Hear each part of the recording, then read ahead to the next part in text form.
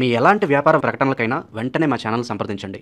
అందరికీ నమస్కారం. నేను శిరీష. ఈరోజు మనతో పాటు ఉన్నారు ప్రముఖ ఆధ్యాత్మికవేత్త, జ్యోతిష్య, వేద పండితులు పవన్ కుమార్ శర్మ గారు. గురుగారితో మాట్లాడదాం.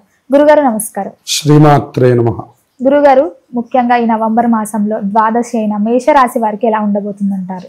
మేషరాశి వారి యొక్క గమనాగమనాలు మనం చూసినట్లయితే, ముందుగా మనం సహజంగా ఈ నెలలో మారబోతున్నటువంటి గ్రహాల యొక్క స్థితిని మనం గమనించినట్లయితే, మనకి నవంబర్ 2వ తారీఖు శుక్రగ్రహం యొక్క మార్పు కనబడుతుంది. శుక్రుడు తన యొక్క సంచారాన్ని తులారాశిలో నుంచి వృశ్చిక రాశిలోకి మారుస్తూ ఉన్నాడు. దానివల్ల అద్భుతమైనటువంటి ఫలితాలు కనబడుతూ ఉన్నాయి.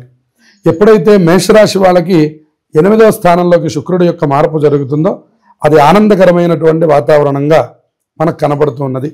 ప్రత్యేకంగా అన్నిట్లోనూ విజయాన్ని సాధించడం, ఏదైతే మీరు ఇంతకాలంగా జరగవలసిన పనులు ఆగిపోయిన ఉన్నాయో వాటిని మళ్ళీ ముందు వేసుకొని ప్రారంభం చేయడం, వాటిని పూర్తి చేయడం, వాటిల్లో కొద్దిగా మొండిపట్టుగా ఉండి వాటిని దగ్గరుండి పూర్తి చేయించుకోవడం, అధికారులతో, పై అధికారులతో చక్కగా ప్రశంసలు పొందడం, ఉద్యోగాభివృద్ధి కలగడం, కుటుంబ వాతావరణంలో కూడా మంచి శుభకార్యాలు జరిగేటటువంటి కాలం, ఇవన్నీ కూడా కనపడుతున్నాయి. వీరికి కొద్దిగా ఏలినాటి శని యొక్క ప్రభావం ఉంది. దానివల్ల మధ్య మధ్యలో చికాకులు కలిగినా కూడా మొత్తం మీద మొన్న జరిగినటువంటి గురుడు మార్పు వల్ల కూడా గురుడు 4వ స్థానంలో ఉచ్చస్థితిలో ఉన్నాడు. ఇప్పుడు శుక్రుడు కూడా 8వ స్థానంలోకి వచ్చాడు. ఆయన 2వ స్థానాన్ని చూడడం వల్ల మంచి ఫలితాలు ఈ రాశి వారికి రాబోతున్నాయి. అలాగే ఏదైతే మనకి తర్వాత గ్రహం మనకి బుధుడు కనబడుతున్నాడు. బుధుడు 8వ స్థానంలో వక్రగతిని పొందుతున్నాడు అన్నమాట. ఈ వక్రగతిని పొందడం వల్ల కూడా మేషరాశి వారికి, ప్రత్యేకంగా వ్యాపారస్తులు ఎవరైతే ఉన్నారో వాళ్ళందరికీ కూడా అద్భుతమైనటువంటి ఫలితాలు ఈ నెలలో మనకు కనబడుతున్నాయి. ఇందులో మనకి ప్రథమార్థం కంటే కూడా ద్వితీయార్థంలో ఇంకా చాలా శుభ ఫలితాలు కనపడుతున్నాయి. అంటే 15వ తారీఖు తర్వాత నుంచి ఉండే రోజులన్నీ కూడా వీళ్ళకి లాభదాయకంగా ఉన్నాయి. అలాగే బుధుడి యొక్క మార్పు మనకి 15వ తారీఖున కనపడుతున్నది. అలాగే 16వ తారీఖు రవి కూడా మళ్ళీ వృశ్చిక రాశిలోకి ప్రవేశిస్తున్నాడు. అంటే తులారాశిలో నుంచి వృశ్చిక రాశిలోకి వస్తున్నాడు. ఆ 20వ తారీఖున ఎప్పుడైతే వృశ్చిక రాశిలోకి ప్రవేశిస్తున్నాడో అక్కడి నుంచి కూడా వీళ్ళకి అష్టమ రవి అవుతూ ఉన్నారు. దానివల్ల చిన్న చిన్న ఆరోగ్య సమస్యలు ఏర్పడుతూ ఉండడం, అలాగే ఆరోగ్య విషయంలో జాగ్రత్తగా ఉండాలి. అలాగే ఉద్యోగ సంబంధమైనటువంటి అంశాలలో కూడా ఉద్యోగస్తులందరికీ ప్రథమార్థంలో చాలా బాగుంది. వాళ్ళకి మొదటి 15 రోజులు చాలా బాగుంది. తర్వాత 15 రోజుల్లో కాస్త చిన్న చిన్న చికాకులు కలుగుతూ ఉండడం, అలాగే స్థాన చలనాలు అంటే బదిలీలు రావడం, అనుకున్నటువంటి చోట కాకుండా వేరే చోట పడడం, అది మనకు కొద్దిగా డిసప్పాయింట్ కలగడం లాంటివి ఉద్యోగస్తులకి మనకి కనబడుతూ ఉన్నాయి. అలాగే గురుగారు, ముఖ్యంగా మేషరాశి అనే విద్యార్థులకు ఎలా ఉండబోతుందంటారు? విద్యార్థులకు ఇది చాలా మంచి కాలం అని చెప్పాలి. అన్ని పరీక్షల్లో కూడా ఉత్తీర్ణత సాధించే అవకాశం ఉంది. కొద్దిగా స్ట్రెస్ ఎక్కువగా ఫీల్ అవ్వడం అనేటువంటిది కనపడుతూ ఉంటుంది. ఎక్కువ వాళ్ళు దాని గురించిన చింతన వల్ల కొద్దిగా ఇబ్బందులను ఎదుర్కొంటారు. ఎందుకంటే ఉన్న విషయం కంటే కూడా కొద్దిగా ఎక్కువ ఆలోచన చేయడం అనేటువంటిది మేషరాశి విద్యార్థులకు కనబడుతూ ఉన్నది. వాళ్ళు దాని విషయంలో జాగ్రత్త పడితే తప్పకుండా ఈ నెలలో మంచి ఉత్తీర్ణతని సాధిస్తారు. అలాగే వాళ్ళు అనుకున్నటువంటి విద్యలో, మార్కులలో కూడా మంచి మార్పుల్ని చూసే అవకాశాలు ఉన్నాయి. అలాగే గురుగారు, ముఖ్యంగా చాలా మంది పెళ్లి కాకుండా బాధపడుతుంటారు. సో ఈ మాసంలో అయినా మేషరాశి వారికి పెళ్లి యోగం ఉందంటారా? మేషరాశి వారికి ప్రథమార్థంలో మనం అనుకున్నట్లుగా 15వ తారీఖు వరకు వీళ్ళకి మంచి అవకాశాలు ఉన్నాయి.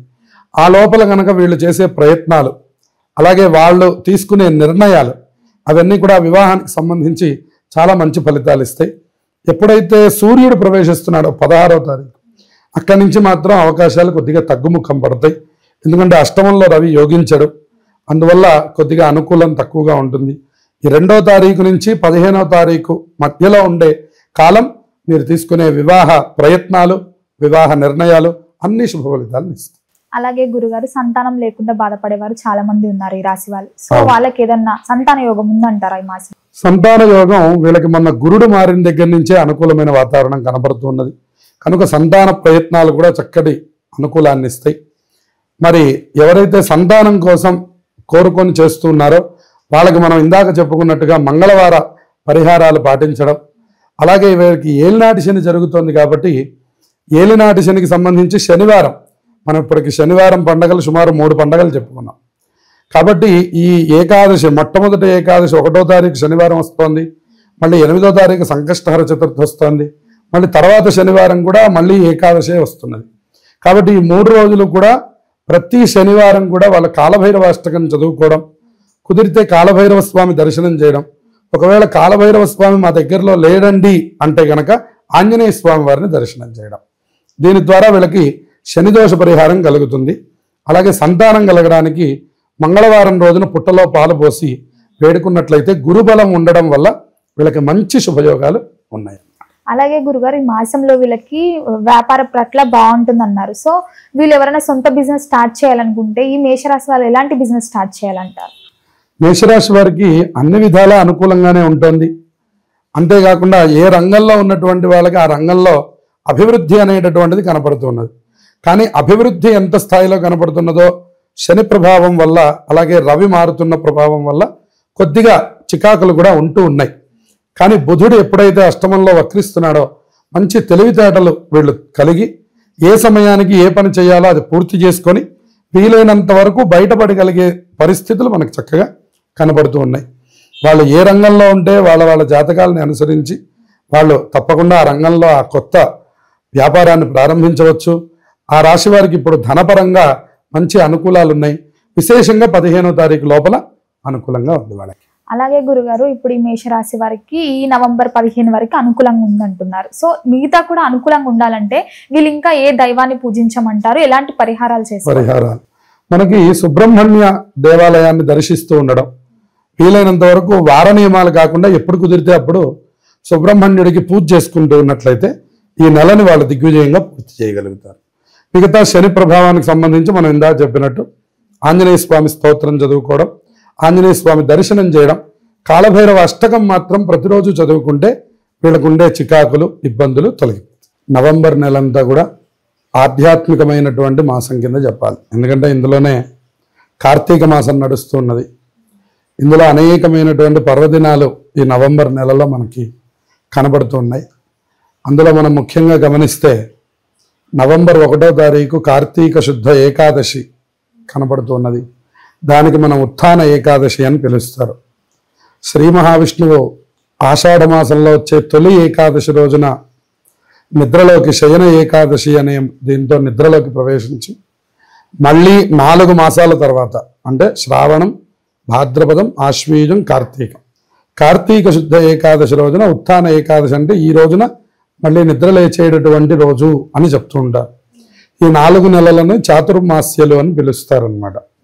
అందుకని ఆషాఢ శుద్ధ ఏకాదశికి ఎంత ప్రాధాన్యత ఉన్నదో తొలి ఏకాదశి అంటాం మనం. అట్లాగే ఇక్కడ కూడా అంతే ప్రాధాన్యత ఉంది. అది ఈసారి మనం 1వ తారీఖు శనివారం రోజున మనం చూడబోతున్నాం. ఇక తర్వాత 2వ తారీఖు క్షీరాబ్ది ద్వాదశి అంటారు. ఆ రోజున అందరూ తులసి పూజ చేయడం, క్షీరాబ్ది శయన వ్రతం అనేటటువంటి వ్రతాన్ని ఆచరించడం, అందరూ తులసి చెట్టు, ఉసిరి చెట్టు పెట్టుకొని అక్కడ 365 ఒత్తులు వెలిగించి ఆ తులసి పూజ చేయడం, తులసి దామోదరులని ఉసిరి చెట్టుకి కళ్యాణం చేస్తూ ఉంటారు. తులసి కళ్యాణము అని. అటువంటి కళ్యాణం చేసేటటువంటి రోజు 2వ తారీఖు మనకు కనపడుతున్నది.